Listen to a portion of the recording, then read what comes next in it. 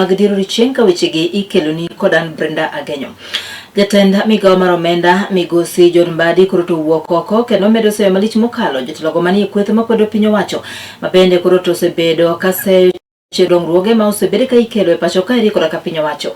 Migosi John Mbadi kane loso to medo seyo jotelo go eko tayanya mago mabende koro to seyo atamalo mag nyinyo mabende koro to piny owacho keto tenge mano ne kambino mar tudruok mar Safaricom. Mathoth imiyo walerne kora ka jafwambo marwa Justus Adoyo.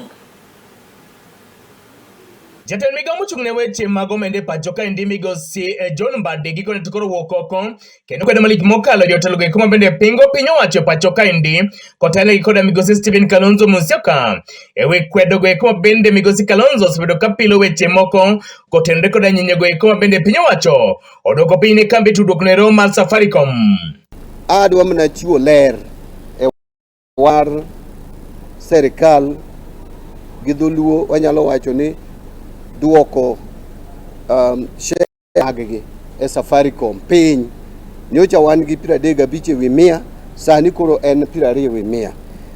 Okuongo chien kacha kanyo wachako process ni ne wadhi kuom jo Kenya muwuoyo.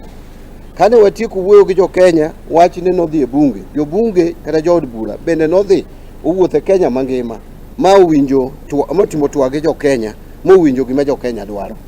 Riwruok no mar josiasa mabende pingo piny owacho pacho kae endo winji ka koke widongi kagiwacho ni jatend migao mochung'ne weche mag omenda migosi John Mbadi yando rikni malich mokalo kete tim paro maket kod mano. Dhok mabedo kwed malich mokalo kod jatend migao mochung'ne weche mag omenda migosi John Mbadi. Mbele koro naneno ka jowa moko makwedo sirikal kotelnegi Stephen Kalonzo Musyoka ochako chiwo weche ma ok adiera kagiwacho ni sirikal orikni kad tieko wachni kendo giwacho ni treasury mane matelo ne orikni mondo katieko wachni.